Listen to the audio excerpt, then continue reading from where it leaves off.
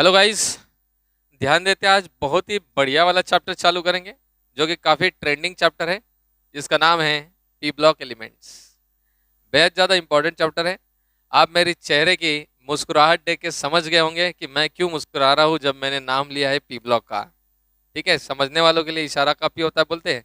जिनको समझ गया वो भी मेरे साथ मुस्कुराइए, बाकी लोग फोकस करिए।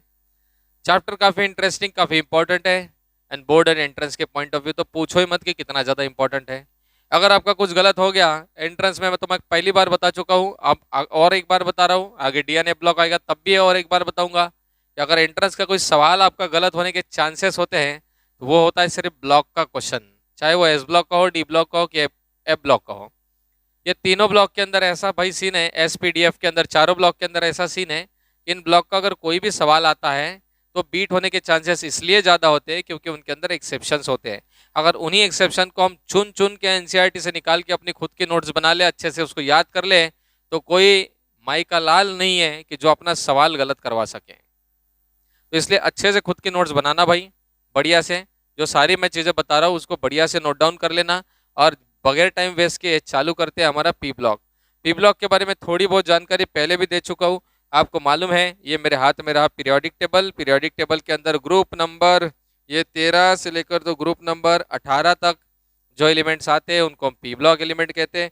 ग्रुप नंबर 13 से लेकर ग्रुप नंबर 18 तक जो एलिमेंट्स हैं उनको हम पी ब्लॉक एलिमेंट कहते हैं। अब इनको हम पी ब्लॉक एलिमेंट क्यों कहते हैं मुझे आपको बताने की जरूरत है ही नहीं, बिकॉज उनका लास्ट इलेक्ट्रॉन अगर किसी भी एलिमेंट का, ये जो पी ब्लॉक का कोई भी एलिमेंट है भाई, ये पी ब्लॉक का मैं कोई भी एक एलिमेंट ले लूँ और इसका इलेक्ट्रॉनिक कन्फिग्रेशन लिखूँ, तो जो लास्ट इलेक्ट्रॉन है वो लास्ट शेल के एस ऑर्बिटल में नहीं बल्कि पी ऑर्बिटल में एंटर होता है। एस ब्लॉक के अंदर मैंने आपको बताया था कि अगर लास्ट इलेक्ट्रॉन लास्ट शेल के एस ऑर्बिटल में एंटर होता है तो वह एलिमेंट एस ब्लॉक से बिलोंग करता है। सेम उसी तरीके से गाइज, अगर किसी एलिमेंट का आप इलेक्ट्रॉनिक कॉन्फ़िगरेशन लिख रहे हो और उसके इलेक्ट्रॉनिक कॉन्फ़िगरेशन लिखते समय लास्ट जो आपका इलेक्ट्रॉन है वो लास्ट शेल के एस ऑर्बिटल में नहीं बल्कि पी ऑर्बिटल में अगर एंटर होता है तो वो एलिमेंट पी ब्लॉक का एलिमेंट है। तो कह देना, किसी ने पूछा what is P block element, तो कह देना भाई ग्रुप नंबर 13 से लेकर तो ग्रुप नंबर 18 तक,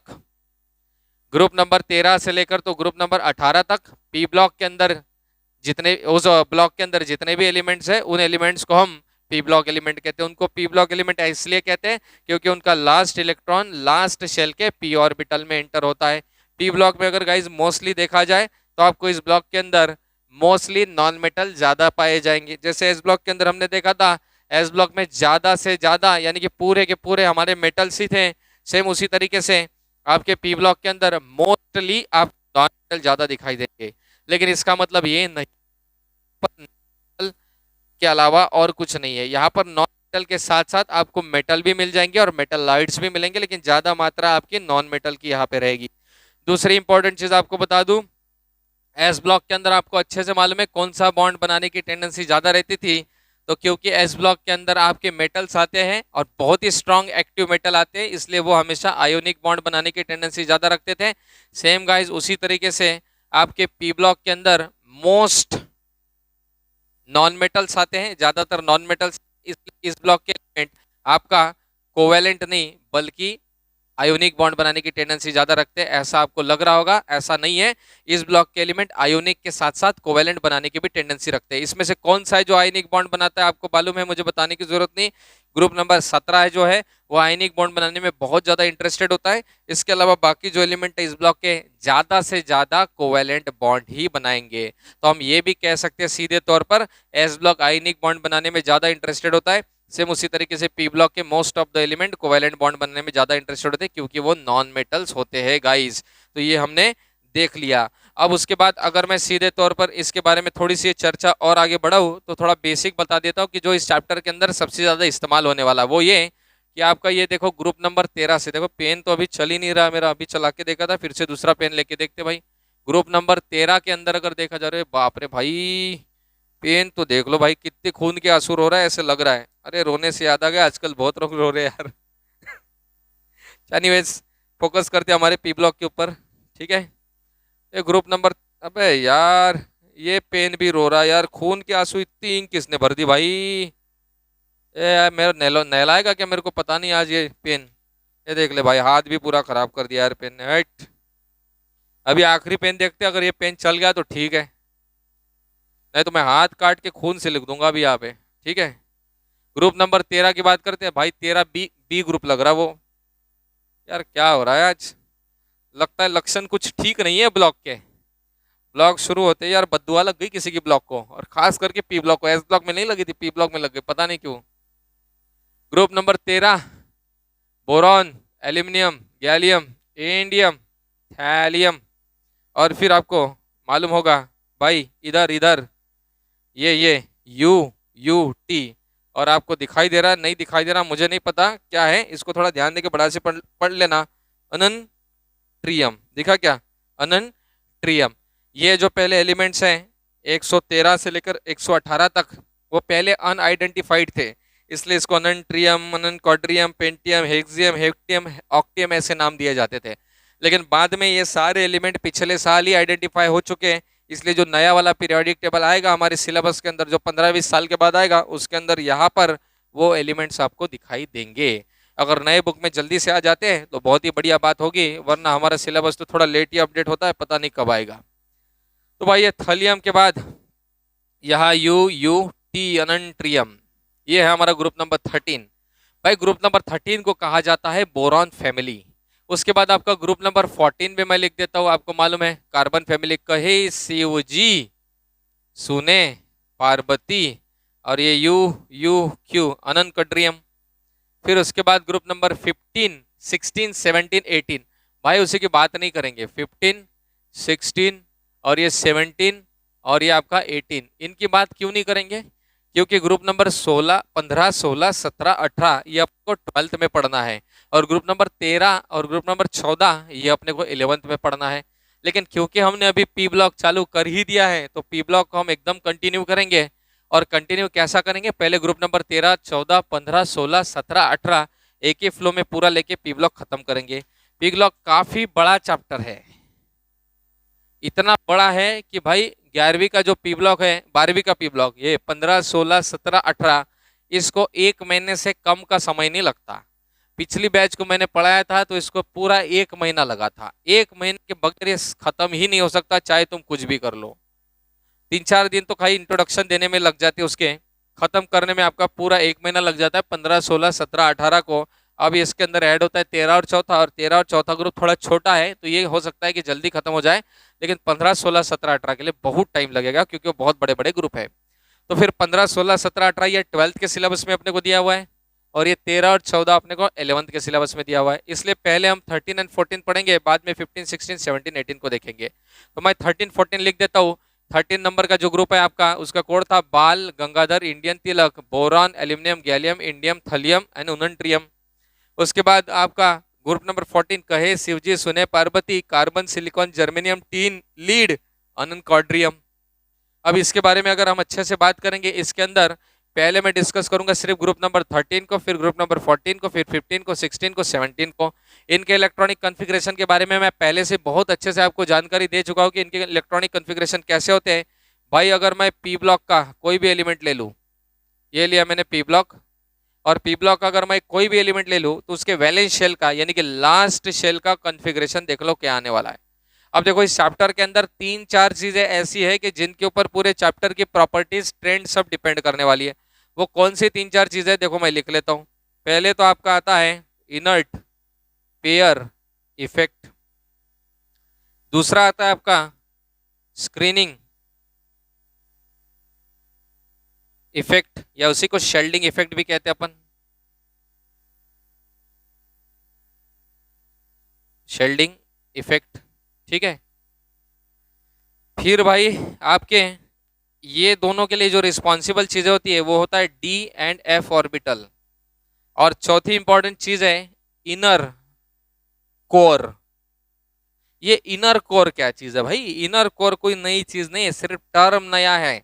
कॉन्सेप्ट मैं जब आपको एक्सप्लेन करूंगा आप बोलेंगे अरे सर इतना आसान कॉन्सेप्ट, इनर कोर क्यों बोल रहे हैं। ये 4 चीजें देखना, 4 ही चीजों के भरोसे पूरे चैप्टर के अंदर ट्रेंड आपकी वैरी होने वाली है। पहला है आपका इनर्ट पेयर इफेक्ट, दूसरा है स्क्रीनिंग इफेक्ट है, उसी को शेल्डिंग इफेक्ट कहते हैं, तीसरा वाला है डी एन एफ ऑर्बिटल, और चौथा वाला है भाई आपका इनर कोर। और बेसिकली ये इनर कोर होता है किसके लिए, इसको अलग से एक्सप्लेन करता हूं, अभी रहने दो।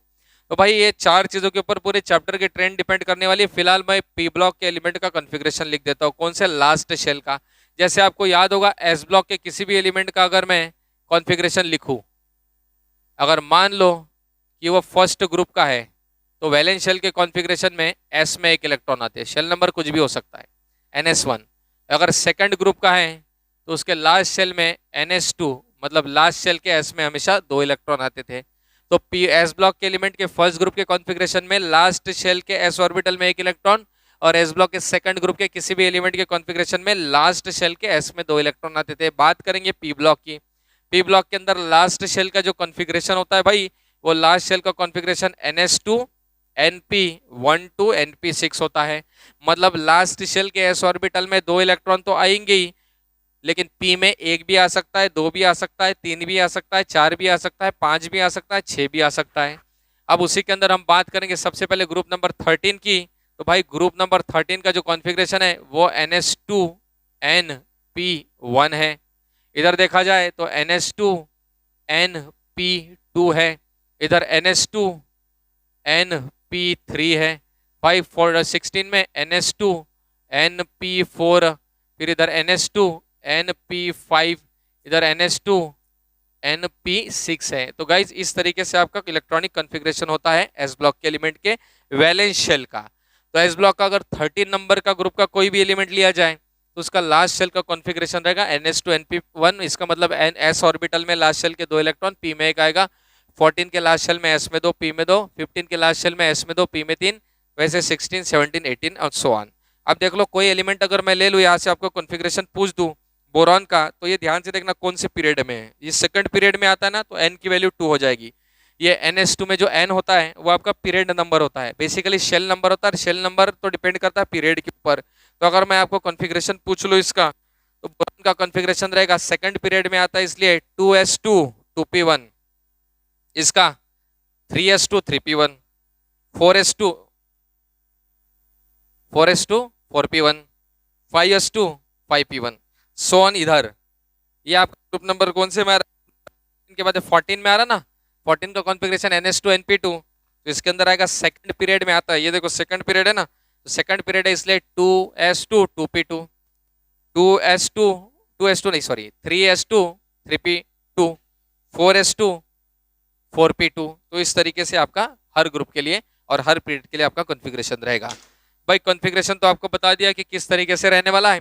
अब कॉन्फ़िगरेशन के बाद चालू करते हैं हमारे ब्लॉक को, और ब्लॉक के अंदर बेसिकली हम शुरू करेंगे ग्रुप नंबर 13। लेकिन इसके पहले एक चीज क्लियर कर दिया वो ब्लॉक के बारे में, पी ब्लॉक के बारे में बेसिकली क्या क्या बता दिया मैंने ग्रुप नंबर 13 एंड 14 के बारे में।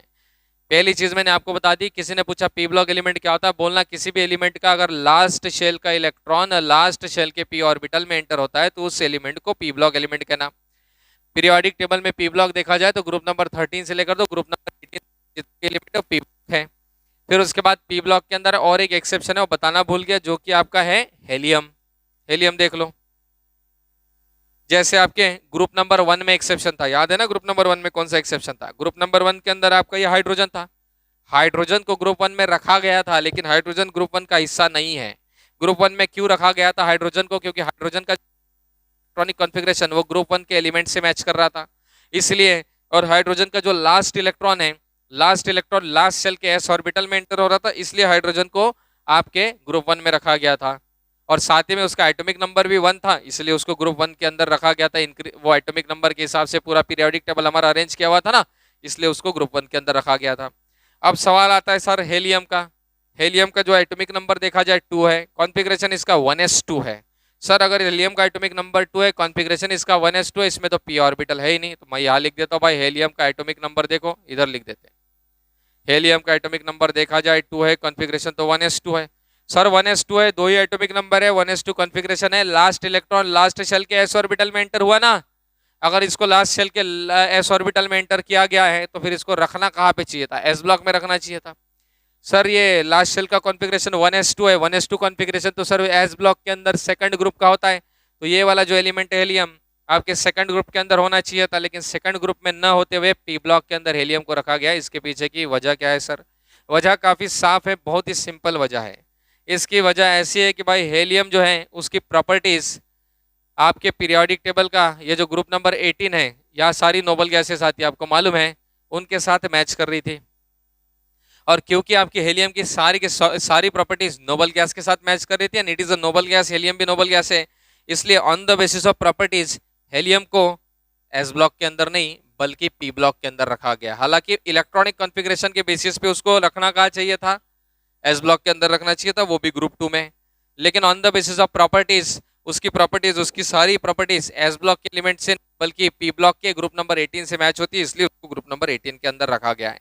तो इस बात को याद रखना, अगर आप पी ब्लॉक की डेफिनेशन लगाएंगे, पी ब्लॉक की डेफिनेशन है कि किसी भी एलिमेंट का लास्ट इलेक्ट्रॉन लास्ट शेल के पी ऑर्बिटल में अगर एंटर होता है, किसी भी एलिमेंट का लास्ट इलेक्ट्रॉन लास्ट शेल के पी ऑर्बिटल में एंटर होता है, तो उस एलिमेंट को हम पी ब्लॉक एलिमेंट कहते हैं। लेकिन वो डेफिनेशन हमारी हेलियम के लिए एप्लीकेबल नहीं होती, because helium is the exception case, इसको याद रखना पड़ेगा। अगर हेलियम के लिए देखा जाए तो लास्ट शेल का लास्ट इलेक्ट्रॉन एस ऑर्बिटल में एंटर होता है, तो ये एस ब्लॉक में होना चाहिए था। किसी ने पूछा why it is in the P block, तो बता देना भाई इसकी जो प्रॉपर्टीज थी वो एस ब्लॉक के साथ मैच नहीं करती बल्कि पी ब्लॉक के साथ मैच करती है, ग्रुप नंबर 18 के साथ, इसलिए इसको पी ब्लॉक के अंदर रखा गया। ये हेलियम का किस्सा खत्म हो जाता है। हेलियम का किस्सा खत्म होने के बाद मैंने आपको पी ब्लॉक के बारे में और जानकारी क्या दी थी, पी ब्लॉक की जितनी भी सारी ट्रेंड है वो inner pair effect, screening effect, DNF orbital और इनर कोर, इनके ऊपर डिपेंड करती है। अब इसमें से मैं इनर पेयर इफेक्ट क्या होता है आपको बहुत अच्छे से समझा चुका हूँ, ठीक है। कहाँ समझा दिया था आप बता देना। पीरियोडिक टेबल जो चैप्टर मैंने इसके पहले लिया हुआ था उसके अंदर मैंने आपको बता दिया था कि इनर पेयर इफेक्ट बेसिकली भाई क्या होता है। फिर उसके बाद हमने लिया हुआ था स्क्रीनिंग इफेक्ट, शेल्डिंग इफेक्ट, ये भी हमने आपको वहां बता दिया था। फिर उसके बाद आता है आपका डीएनएफ ऑर्बिटल, ये क्या होता है मैं बता चुका हूँ, फिर भी बता दूंगा एक बार। और इनर कोर मैं पहले नहीं बता चुका हूँ, आज बताऊंगा कि इनर कोर क्या होता है। ये बताने के साथ साथ जब मैं आपको इनर्ट पेयर बताऊंगा ना, तब मैंने पीरियोडिक टेबल चैप्टर के अंदर कुछ प्रॉपर्टी इनर्ट पेयर के साथ एसोसिएटेड होती वो नहीं बताई थी, क्योंकि सभी अगर पीरियोडिक टेबल के अंदर बता दूंगा तो इस चैप्टर के अंदर क्या बताऊंगा खुद ही सोचो। इसलिए इस चैप्टर के अंदर बताने के लिए कुछ बचना चाहिए, इसलिए वो प्रॉपर्टी मैंने बचा के रखी थी। इनर्ट पेयर के अंदर मैं कुछ आपको ऐसी प्रॉपर्टी बताऊंगा, अद्भुत प्रॉपर्टीज, जो आपको बहुत सारे IIT JEE के क्वेश्चन सॉल्व करने के अंदर काम में आने वाली है। तो अभी हम शुरू करते हैं पीरियोडिक टेबल का हमारा ग्रुप नंबर 13, और ग्रुप नंबर 13 को कहा जाता है बोरॉन फैमिली। अब आपके मन में एक सवाल आ रहा होगा, देखो भाई ये जो ग्रुप नंबर 13 है इसको कहते हैं बोरॉन फैमिली, 14 को कार्बन फैमिली, 15 को नाइट्रोजन फैमिली, ऑक्सीजन फैमिली, और ये तो हेलोजन्स हैं, these are the noble gases. अब मन के अंदर सवाल आ रहा होगा सर आपके कि सर इनको बोरॉन फैमिली क्यों कहते हैं, इस फैमिली के अंदर बाकी एलिमेंट भी तो है, एल्यूमिनियम भी है, गैलियम भी है, इंडियम भी है। अबे पहला मेंबर कौन है, बोरॉन है ना, इसलिए उस बेसिस को उसको नाम दिया गया बोरॉन फैमिली। मतलब बोरॉन की ये फैमिली है, ये एल्यूमिनियम की फैमिली है, ये नाइट्रोजन की फैमिली है, ऑक्सीजन की फैमिली है, इसका बोरॉन फैमिली, ऑक्सीजन फैमिली, इसका कोई ट्रेंड वेंड से कोई लेना देना नहीं है। वरना आप दिमाग के अंदर ये बिठा के रखोगे अरे सर बोरॉन फैमिली मतलब बोरॉन बहुत ज्यादा इंपॉर्टेंट होगा इस ग्रुप में, उसी के बेसिस पे उसके फैमिली को बोला गया है तो उसका कुछ इंपॉर्टेंस होगा, कुछ नहीं है। ये बोरॉन वोरॉन का कोई लेना देना नहीं है। बस बोरॉन के बारे में खास बात बता रहा हूँ, या तो सेकंड पीरियड में अगर आप देखेंगे, और आपको मालूम है सेकंड पीरियड में जितने भी आते हैं वो सारे बदमाश एलिमेंट होते हैं, मतलब एनोमलस एलिमेंट होते हैं, वो अपने ग्रुप से विपरीत बिहेवियर दिखाते हैं। अब ये बोरॉन जो है अपने ग्रुप से विपरीत बिहेवियर दिखाएगा, कार्बन अपने ग्रुप से विपरीत दिखाएगा, नाइट्रोजन अपने ग्रुप से, ऑक्सीजन अपने ग्रुप से, फ्लोरीन अपने ग्रुप से, तो ये सारे अपने ग्रुप से विपरीत बिहेवियर दिखाते। क्यों दिखाते हैं उसका कारण बहुत साफ है। ये जो सेकंड आपका पीरियड होता है, सेकंड पीरियड का साइज एक्सेप्शनली लो होता है। दूसरा, उसके अंदर डी ऑर्बिटल नहीं होता है। तो कहा किसी ने और पूछा हमसे कि सेकंड पीरियड जो है वो अपने ग्रुप के एलिमेंट से विपरीत बिहेवियर क्यों दिखाता है, तो बोलना उसका साइज एक्सेप्शनली लो होता है और उसके अंदर डी ऑर्बिटल नहीं होता है, जिस वजह से वो एनोमलस बिहेवियर दिखाता है। तो वो कौन से एनोमलस बिहेवियर है उनको जानेंगे। तो उसके पहले शुरू कर रहे हैं हमारा ग्रुप नंबर 13, जिसको हम कहते हैं बोरॉन फैमिली। भाई पीरियोडिक टेबल की और एक खास बात जो हमें अक्सर याद आती है इलेक्ट्रॉन कॉन्फ़िगरेशन लिखते समय काम में आती है, वो ये कि आपका ग्रुप नंबर 13 है तो आउटर मोस्ट शेल में 3 इलेक्ट्रॉन रहेंगे, 14 है तो आउटर मोस्ट शेल में 4, 15 है तो आउटर मोस्ट शेल में 5, 16 है तो आउटर मोस्ट शेल में 6, 17 आउटर मोस्ट शेल में 7, 18 है तो आउटर मोस्ट शेल में 8। इससे हमें यह पता चल जाता है कि किसी भी एलिमेंट के आउटर मोस्ट शेल में कितने इलेक्ट्रॉन आ रहे हैं। तो अगर ग्रुप नंबर 13 में से इनमें से कोई भी अगर एलिमेंट लिया जाए तो इन सभी एलिमेंट के आउटर मोस्ट शेल में भाई आपका आ जाता है कितना, 3 इलेक्ट्रॉन क्योंकि ग्रुप नंबर 13 का है। 14 वाले के आउटर मोस्ट शेल में 4, 15 के 5 एंड सो ऑन। तो भाई इसके बाद हम चालू करेंगे ग्रुप नंबर 13 की बोरॉन फैमिली, जिसके अंदर पहला जो एलिमेंट है, पहला ही कमाल का एलिमेंट है। इतना कमाल का एलिमेंट है, तुमको क्या बताऊं। ये एलिमेंट के बारे में थोड़ा सा मैं तुमको इस पीरियोडिक टेबल के अंदर दिखा देता हूं। देखो भाई, ऊपर दिए हुए कलर और नीचे किया गया एक्सप्लेन। यहाँ दिए गए कलर और नीचे बताया गया कि कलर के बेसिस पे कौन सा एलिमेंट मेटल है, नॉन मेटल है कि मेटालॉइड्स है। इसका कलर है ग्रीन, और ग्रीन में अगर मैं जाऊं तो यहाँ क्या लिखा हुआ है, सेमी मेटल। सेमी मेटल का मतलब है मेटालॉइड्स, ठीक है। ये ग्रीन कलर में दिए हुए हैं, और ग्रीन कलर का मतलब है सेमी मेटल। सेमी मेटल का मतलब मेटालॉइड्स, तो इसका मतलब बोरॉन आपका मेटालॉइड हो गया। लेकिन हम जब एनसीईआरटी खोल के देखते हैं तो हमारी एनसीईआरटी के अंदर बोला गया है कि जो बोरॉन है it is a non metal. अब हमारे मन के अंदर सवाल आता है, अरे सर ये अब ये एनसीईआरटी बोलती है।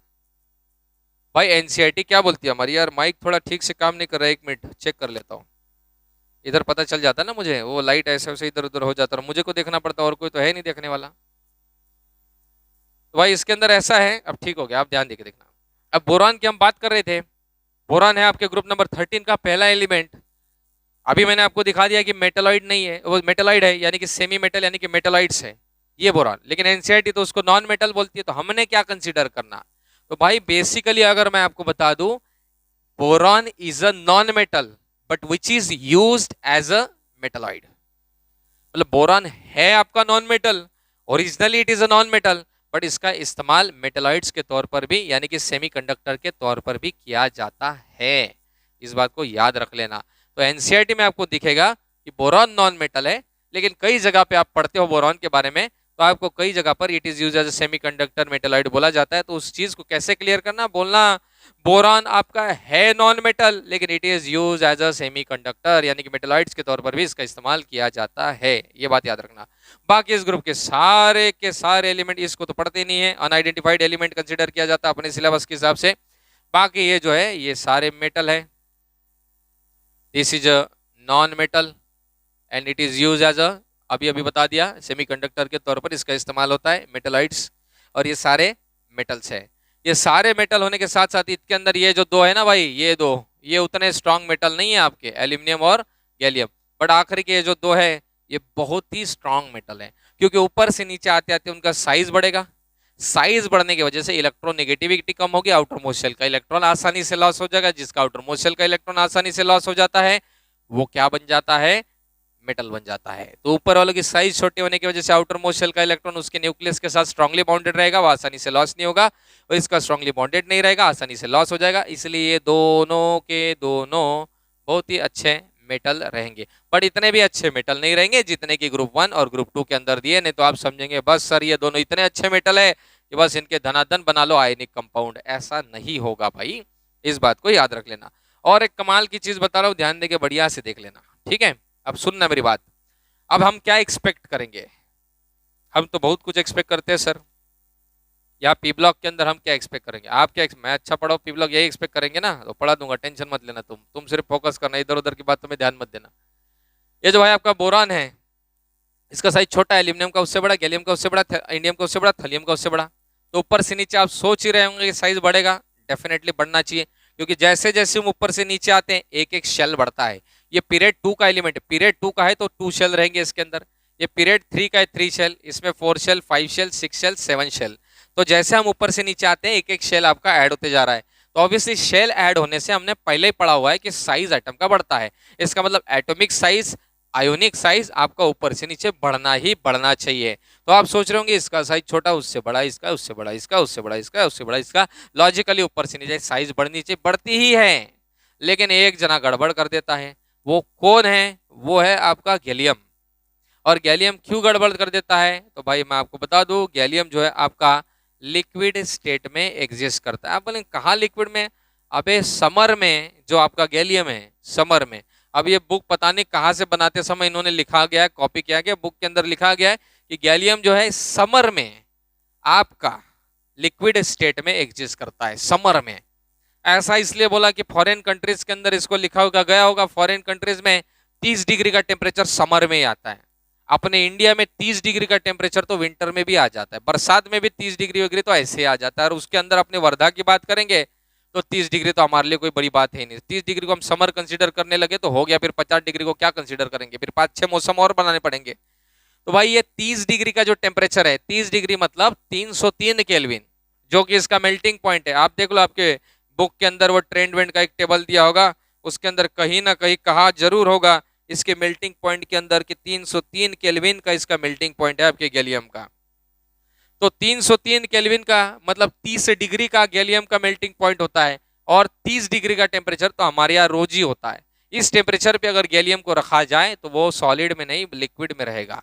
बावजूद इसके कि ये मेटल है, ये सारे मेटल है, बावजूद इसके कि ये सारे मेटल है, फिर भी मेटल लॉजिकली कौन सी स्टेट में एग्जिस्ट करने चाहिए, सॉलिड में एग्जिस्ट करने चाहिए। बट पीरियोडिक टेबल का और एक मेटल है जिसको मर्क्यूरी कहते हैं, वो जैसे लिक्विड में एग्जिस्ट करता है, सेम उसी तरीके से 30 डिग्री के टेम्परेचर के ऊपर ये आपका गैलियम लिक्विड में रहेगा, क्योंकि 30 डिग्री इसका मेल्टिंग पॉइंट है, उस पर मेल्ट हो जाता है। इसलिए हमने ये कहना कि समर में 30 मेल्टिंग लिक्विड में रहेगा, सही नहीं रहेगा। हमने ये कह देना है कि 30 डिग्री का वो टेम्परेचर होता है जो कि इसका मेल्टिंग पॉइंट होता है, इस वजह से ये आपका 30 डिग्री के ऊपर लिक्विड स्टेट में एग्जिस्ट करता है गैलियम। अब ये पहली बात हो गई गैलियम की। भाई दूसरी कमाल की बात जो यहाँ होने वाली है, मैं आपको बताऊं, इतनी बढ़िया बात है कि यहाँ से यहाँ तो साइज बढ़ता है, बड़ा, फिर यहाँ से यहाँ साइज बढ़ा के कम हो गया। आप ही अपने बुक के अंदर टेबल के अंदर देख लो, तो वही डिफरेंशिएटिंग फैक्टर है, उसी के भरोसे हमने बहुत सारी चीज़ों का भी देखना है। आपके पीरियोडिक बुक के अंदर हम एनसीईआरटी को फॉलो करेंगे बाद में, फिलहाल एनसीईआरटी को फॉलो करने के पहले सीधा मेरे पेज एनसीईआरटी के अंदर पेज नंबर है 310, एक टेबल दिया हुआ है ट्रेंड का, एक टेबल दिया हुआ है ट्रेंड का, वो टेबल आपने निकाल लेना है। उस टेबल के अंदर बहुत सारी चीजें एक्सप्लेन कर दी है, पहले उस टेबल को देखते, बाद में आपका लाइन बाय लाइन एनसीईआरटी को ओबे करेंगे, फॉलो करेंगे। भाई उस टेबल के अंदर क्या दिया, ध्यान देके बढ़िया से देख लो। सबसे पहले एटॉमिक नंबर दिया, ऊपर से नीचे एटॉमिक बढ़ते बढ़ते बढ़ते, ग्रुप नंबर 13 को पढ़ रहे हैं हम, ऊपर से नीचे एटॉमिक नंबर बढ़ेगा, मास नंबर भी आपका बढ़ेगा, टेबल के अंदर दिया हुआ है, बताने की जरूरत नहीं है। अब सबसे इंपॉर्टेंट चीज है इसका इलेक्ट्रॉनिक कॉन्फ़िगरेशन। बहुत ही कमाल का इलेक्ट्रॉनिक कॉन्फ़िगरेशन है भाई, मैं क्या बताऊं। ये इलेक्ट्रॉनिक कॉन्फ़िगरेशन ही आपका पी ब्लॉक के अंदर सबसे बड़ा खेल करने वाला है। अब इन इलेक्ट्रॉनिक कॉन्फ़िगरेशन को अगर आपने याद नहीं रखा तो आपकी वाट लग गई, आप समझ जाना, क्योंकि इलेक्ट्रॉनिक कॉन्फ़िगरेशन के ऊपर ही आपकी पूरी की पूरी ट्रेंड यहाँ पे डिपेंड करने वाली है। इसलिए इलेक्ट्रॉनिक कॉन्फ़िगरेशन मुझे आपको समझाना है, और इस टर्म को भी समझाना है कि इनर कोर, ये शब्द का प्रयोग एनसीईआरटी के अंदर आप अगर लाइन बाय लाइन पढ़ते हो तो उन्होंने किया हुआ है, ये शब्द आपको अगर आएगा तो आप कंफ्यूजन हो जाएंगे, आपको लगेगा अरे इनर कोर क्या है, सर ने तो बताया नहीं इनर कोर, तो इनर कोर क्या है अभी बता दूंगा। लेकिन इसके पहले इलेक्ट्रॉनिक कॉन्फ़िगरेशन आप देख लो, मैं लिख नहीं रहा हूं, आप देख लो बस। इलेक्ट्रॉनिक कॉन्फ़िगरेशन की अगर हम बात करेंगे ग्रुप नंबर 13 की, तो देखो उसका क्या लिखा है, बोरान का इलेक्ट्रॉनिक कॉन्फ़िगरेशन आपके सामने होगा, वो ध्यान से देख लो, थोड़ा सा लिखना पड़ेगा ऐसा लग रहा है, यहीं पे लिख देता हूँ क्योंकि वो कुछ चीजें उसके अंदर नोट डाउन करनी पड़ेगी, तब तक के लिए आप उसको याद करते रहो। बोरान का देख लो कॉन्फ़िगरेशन क्या है भाई, बोरान का कॉन्फ़िगरेशन लिखा उन्होंने, हेलियम आपकी नोबल गैस है, फिर उसके साथ साथ यहाँ पर क्या दिया, 2s2 2p1 है, 2s2 2p1। फिर उसके बाद एल्यूमिनियम का है, इसमें नोबल गैस आती है आपकी नियॉन, कॉन्फ़िगरेशन आपका 3s2 3p1 है। फिर इसके अंदर गैलियम के अंदर आपकी नोबल गैस आएगी आर्गन, और आपका कॉन्फ़िगरेशन हो गया 3d10 4s2 4p1। भाई एटॉमिक नंबर देख लेना बराबर से, ये 5 है, फिर उसके बाद ये 13 है और 31 है, और ये आपका 31 के अंदर 18 मिला दो, कितना हो जाता है भाई 31 के अंदर 18, 49 हो जाएगा। फिर आपकी क्रिप्टॉन आ जाती है, फिर आपका 4d10 आ जाता है, 5s2 5p1 हो जाता है।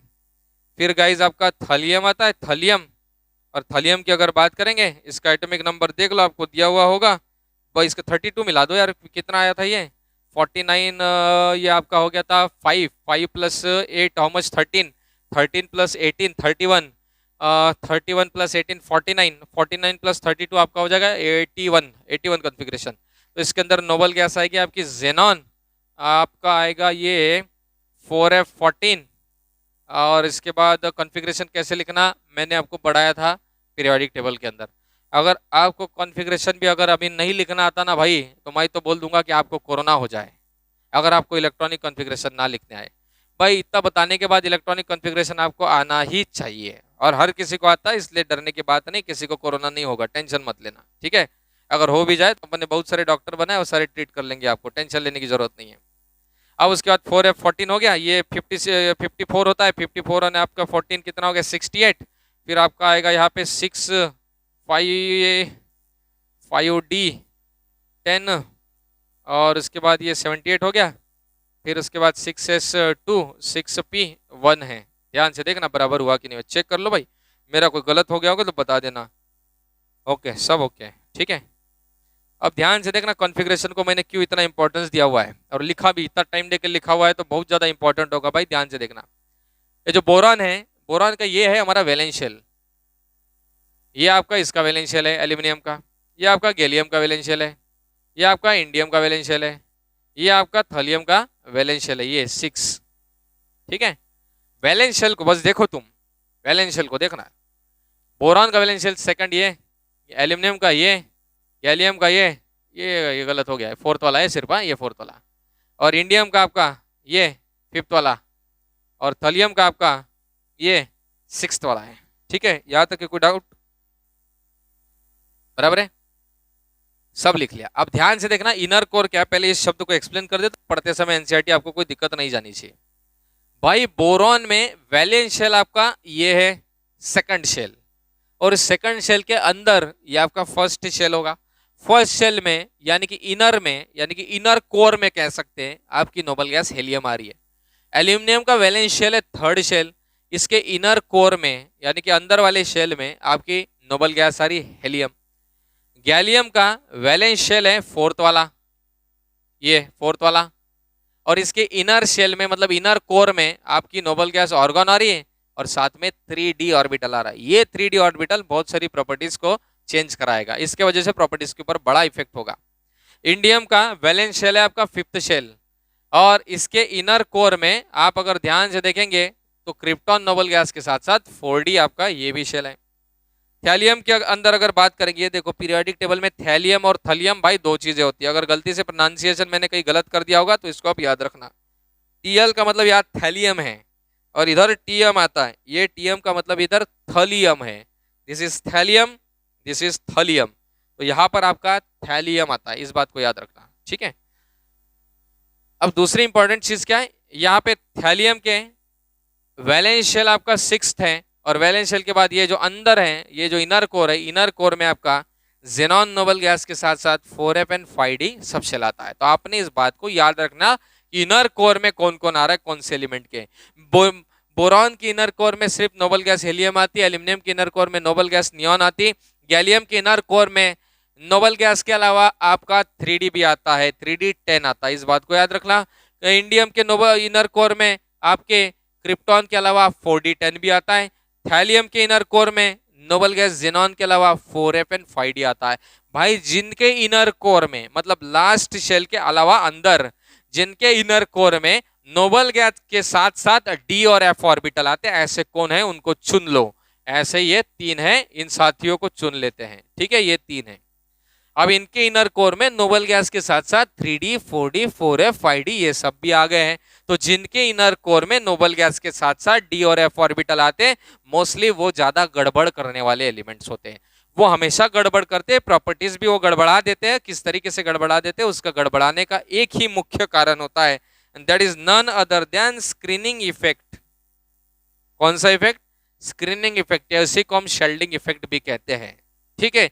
ये मुख्य कारण होता है। इनर पेयर को तो बताऊंगा मैं, तो इस बात को याद रख लेना। तो आपका पहला टर्म क्लियर हो गया, इनर कोर क्या होता है। इनर कोर मतलब लास्ट शेल के कॉन्फ़िगरेशन के अलावा उसके अंदर जितने भी नोबल गैस और d और f ऑर्बिटल रहेंगे उसको हम इनर कोर कहते हैं। और ये इनर कोर प्रॉपर्टीज को वेरी कराने के लिए सबसे ज्यादा इंपॉर्टेंट होता है गाइस, इस बात को याद रखना। फिर हम आगे बढ़ेंगे उस टेबल के अंदर, आप जरा देख लो आपको क्या क्या चीजें दिखाई दे रही है। तो टेबल के अंदर आपको इलेक्ट्रॉनिक कॉन्फ़िगरेशन के अलावा एटॉमिक रेडियस भी दिखाई दे रहा होगा, और जो कि आपकी एटॉमिक रेडियस अगर आप ध्यान से देखेंगे तो ऊपर से नीचे बराबर बढ़नी चाहिए। पीरियोडिक टेबल में अगर हम कहीं पर भी देखें तो बचपन से जब से हमने पीरियोडिक टेबल को देखना शुरू किया हुआ है तब से हम यही बोलते आ रहे हैं कि ऊपर से नीचे sir, top to bottom periodic table में शेल बढ़ने की वजह से एटॉमिक साइज बढ़ती है, left to right sir nuclear charge बढ़ने की वजह से आपका एटॉमिक साइज कम होता है, ऐसा हम बचपन से बोलते आ रहे हैं। लेकिन यहाँ इस एक्सेप्शन को नोट करना पड़ेगा, वो कौन सा है आप देख लो। एटॉमिक साइज के अंदर ध्यान से देखना, एटॉमिक साइज जो है बोरॉन की 88 है। दिखा, उस एटॉमिक साइज को माइन्यूटली देखना क्योंकि उसके अंदर भी डिटेल में डिस्कस करना है। बोरॉन की एटॉमिक साइज आपको दिखाई दे रही होगी जो कि 88 है, एल्यूमिनियम की बहुत ही ज्यादा है, 143 है। मतलब इसकी 88 और इसकी 143, इंक्रीज बहुत ज्यादा हो चुका है। फिर भाई उसके बाद देखेंगे गैलियम जो है 135 हो चुका है, कम हो चुका है। अरे सर ये 88, 143, 135 कम कैसे हो गया सर? ये तो बढ़ना चाहिए था यार, कम हो गया, गजब हो गया। ये ऊपर से नीचे तो सर शेल बढ़ गया, इसके अंदर 2 शेल थे, इसके अंदर 3 हो गए, इसके अंदर तो 4 हो गए। सर 4 शेल हो जाएंगे तो इसका साइज तो बढ़ना चाहिए, साइज कम हो गया, गड़बड़ा गया। क्यों गड़बड़ा गया? मुख्य कारण आपको मालूम है, इसका कॉन्फ़िगरेशन देखो। कॉन्फ़िगरेशन में देखो ये वैलेंस शेल है, उसके अलावा ये जो इनर कोर है, इनर कोर में 3d10 दिखा। और मैंने बोला था जहां पर भी 3d10, 4d10, 4f, 5d ये सब आएंगे, ये d और f, ये गड़बड़ देते हैं। तो ये इनके गड़बड़ करने की वजह से आपका गैलियम का देखो, गैलियम का साइज क्या हो गया? कम हो गया। फिर आप बोलेंगे ऐसा कैसा साइज कम हो गया, क्या हो गया? तो यहाँ 2 चीजें हो रही, उसको माइन्यूटली याद रखना। देखो पहली चीज को मैं बता रहा हूँ, ध्यान देके सुनना भाई। ऊपर से जैसे जैसे हम नीचे आ रहे हैं, मान लिया शेल बढ़ रहा है, ठीक है, लेकिन एक चीज और हो रही ना सर, एटॉमिक नंबर के बढ़ने से न्यूक्लियस के अंदर प्रोटॉन बढ़ रहे हैं। भाई इसका एटॉमिक नंबर 5, इसका 13, इसका आपका 31 है, ये आपका 49 है, ये आपका 81 है। तो ऊपर से नीचे मान लिया सर इसमें 1 शेल, 2 शेल, इसमें 3 शेल हो गए। अबे 3 शेल हो गए ठीक है, लेकिन न्यूक्लियस में प्रोटॉन भी तो बढ़ गए। इसका एटॉमिक नंबर 31 होने की वजह से न्यूक्लियस में 31 प्रोटॉन आ गए, न्यूक्लियर चार्ज बढ़ गया। और न्यूक्लियर चार्ज बढ़ने के साथ साथ ये देखो इनर कोर के अंदर ये 3d10 आ गया। और जब भी d और f ऑर्बिटल फील्ड आते हैं, जब भी 3d और f ऑर्बिटल, d में 10 इलेक्ट्रॉन और f में 14 इलेक्ट्रॉन, जब भी d या f ऑर्बिटल फील्ड वाले होते हैं, यानी कि field d unfilled f orbital होते हैं, वो हमेशा पुअर शेल्डिंग इफेक्ट करते हैं। पुअर शेल्डिंग इफेक्ट करने की वजह से, शेल्डिंग इफेक्ट क्या होता है भाई? अभी आपने पूछ लिया तो बस मैं आपको बोल दूंगा, आपको कोरोना हो जाए। यार शेल्डिंग इफेक्ट मैं आपको पढ़ा चुका था, कौन से चैप्टर में आपको बहुत अच्छे से याद होगा। शेल्डिंग या स्क्रीनिंग इफेक्ट मैंने आपको बताया था पीरियोडिक टेबल के अंदर। उसमें मैंने बताया था जैसे जैसे हम टॉप टू बॉटम या कहीं पर भी जाते हैं, लेफ्ट टू राइट कहीं पर भी जा दो, तो आपके डी और एफ में अगर इलेक्ट्रॉन बढ़ रहे हैं तो डी और एफ के इलेक्ट्रॉन और एस और पी के इलेक्ट्रॉन क्या करते हैं? मैंने बताया था, मैंने कहा था एस में अगर 2 इलेक्ट्रॉन आते हैं तो न्यूक्लियस को बहुत अच्छे से शील्ड करते, घेर लेते हैं। पी के अंदर 6 इलेक्ट्रॉन आते हैं तो ये भी न्यूक्लियस को बहुत अच्छे से घेर लेते, शील्ड कर लेते हैं। डी के अंदर आ गए तो उतने अच्छे से नहीं कर पाते, 10, और एफ के अंदर 14 आते हैं तो वो भी बिल्कुल अच्छे से नहीं न्यूक्लियस को शील्ड कर पाते। एस न्यूक्लियस को बहुत अच्छे से शील्ड करता है, पी बहुत पुअर, डी उससे भी पुअर और एफ उससे भी। फिर भी ये दोनों ठीक तरीके से न्यूक्लियस को शील्ड कर लेते हैं। लेकिन डी और एफ में अगर इलेक्ट्रॉन आ गए तो डी और एफ के शेप कुछ इस तरीके से हैं कि वो न्यूक्लियस को पूरी तरीके से अच्छे से कवर नहीं कर पाते, अच्छे से शील्ड नहीं कर पाते। अब इसका क्या दुरुपयोग या फिर डिसएडवांटेज क्या होता है या ड्रॉबैक क्या है ऐसा होने का? तो ये जो डी एन एफ ऑर्बिटल है, इसके अंदर जब भी 10 या 14 इलेक्ट्रॉन आते हैं तो न्यूक्लियस आज का अच्छे से शील्डेड न होने की वजह से, मान लो कोई एक आध एटम ले ले, तो यहाँ ले लो न्यूक्लियस है, पहला शेल, दूसरा शेल, तीसरा शेल ले लो, और मान लो डी और एफ में आपके इलेक्ट्रॉन आ गए 10 और 14, तो ये क्या कर देता है, न्यूक्लियस अगर अच्छे से कवर नहीं रहेगा तो न्यूक्लियस आउटर मोस्ट शेल के अपने खुद के इलेक्ट्रॉन को अट्रैक्ट कर देता है। अगर न्यूक्लियस अपने आउटर मोस्ट शेल के इलेक्ट्रॉन के साथ अट्रैक्शन कर देगा तो आउटर मोस्ट शेल के इलेक्ट्रॉन उसी न्यूक्लियस की तरफ अट्रैक्टेड होने की वजह से वो बाहर लॉस होंगे नहीं, बाहर लॉस तो होंगे नहीं, और अपने न्यूक्लियस की तरफ वो अट्रैक्टेड होने की वजह से न्यूक्लियस उसको अपनी तरफ खींच लेगा ऐसे, तो एटम का साइज अल्टीमेटली कॉन्ट्रैक्ट होने से छोटा हो जाएगा। तो अगर किसी ने पूछा आपसे कि स्क्रीनिंग इफेक्ट या शील्डिंग इफेक्ट क्या होता है, तेज तरीके से समझाना है तो बोलना भाई जब भी डी और एफ के अंदर पूरे पूरे इलेक्ट्रॉन आते हैं, डी में 10 और एफ में 14 इलेक्ट्रॉन आ जाते हैं, तब पुअर शील्डिंग इफेक्ट होता है। इसका मतलब है कि न्यूक्लियस अच्छे से शील्डेड या कवर नहीं हो जाता। क्यों शील्डेड या कवर नहीं हो जाता? क्योंकि डी एन एफ ऑर्बिटल का शेप ही इस तरीके से होता है, 3 डायमेंशनल शेप होता है, बोर्ड के ऊपर 2D में निकाल रहा हूं, इस बात को याद रख लेना। डी और एफ ऑर्बिटल का शेप ही कुछ इस तरीके से होता है कि जिस वजह से वो आपके न्यूक्लियस को अच्छे से कवर नहीं कर पाते, और न्यूक्लियस अगर अच्छे से कवर्ड नहीं रहेगा तो न्यूक्लियस क्या करता है, न्यूक्लियस के अंदर के जो प्रोटॉन जिनका पॉजिटिव चार्ज होता है वो अपने आउटर मोस्ट शेल के इलेक्ट्रॉन के साथ अच्छे से अट्रैक्शन कर लेते हैं। अगर मान लो न्यूक्लियस अच्छे से कवर रहेगा, जब एस और पी में इलेक्ट्रॉन आते ना, सिर्फ एस और पी में, डी और एफ में नहीं, जब सिर्फ एस और पी में इलेक्ट्रॉन आते तो अपने न्यूक्लियस को अच्छे से कवर करके रखते वो, और वो न्यूक्लियस का अट्रैक्शन आउटर मोस्ट शेल के इलेक्ट्रॉन तक जाने नहीं देते। इसलिए एस और पी में इलेक्ट्रॉन आने से एटम की साइज के ऊपर कोई फर्क नहीं पड़ता, जैसा बढ़ना है एटम का साइज बढ़ते जाता है।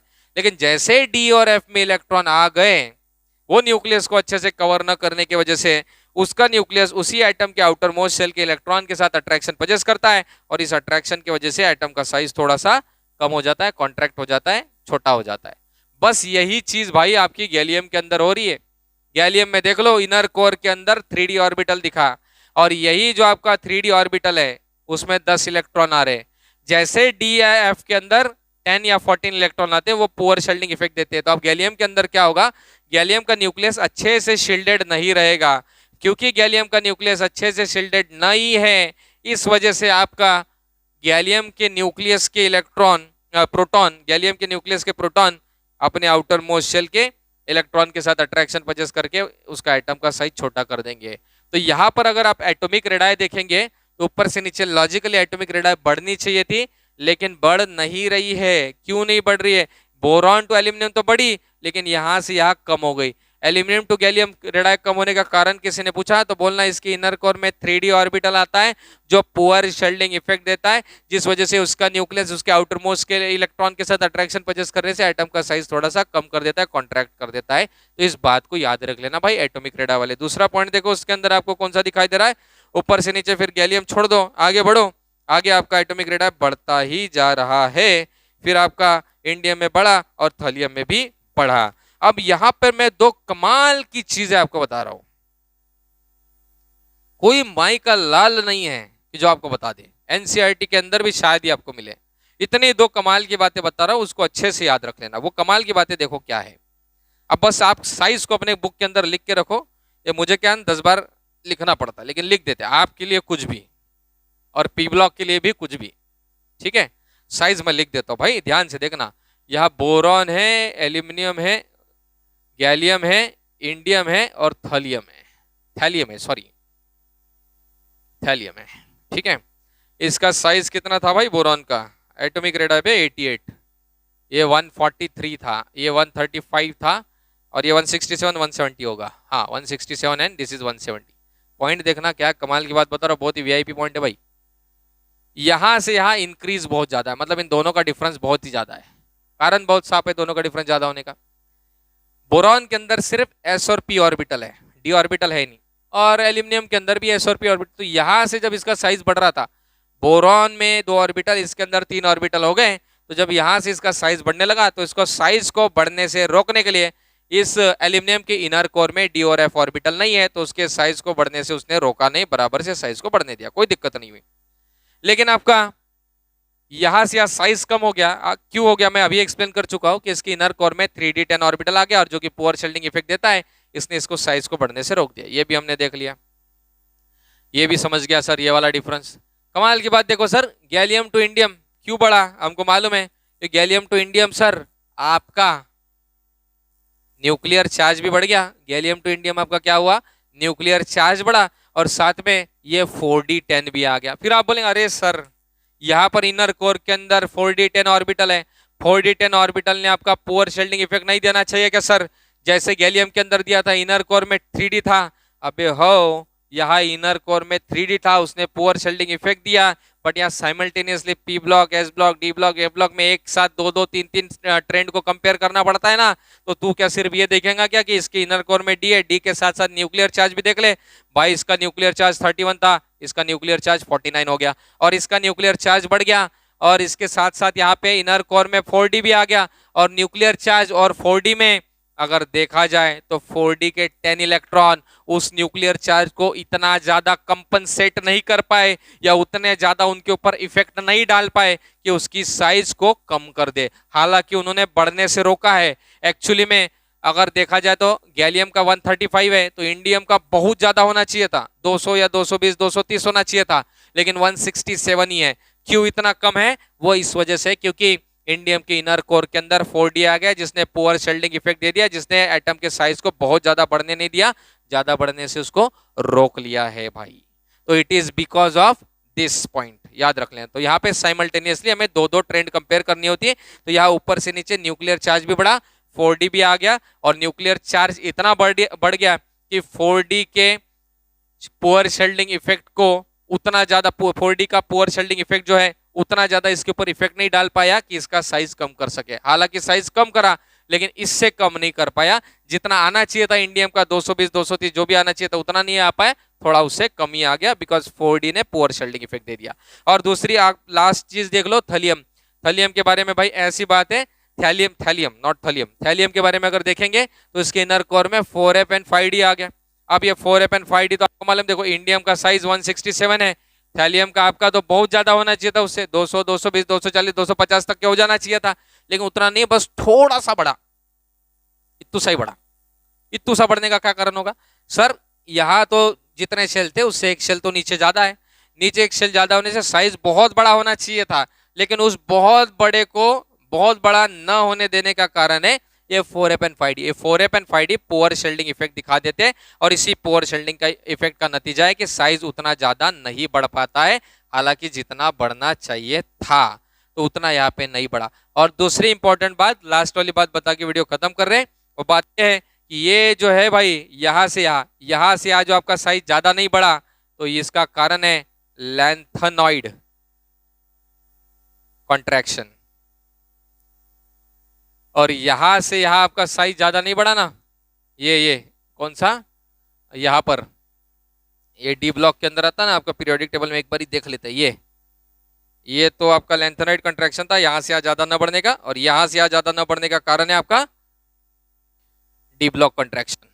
ये यहां से यहां ज्यादा न बढ़ने का डी ब्लॉक कंट्रैक्शन।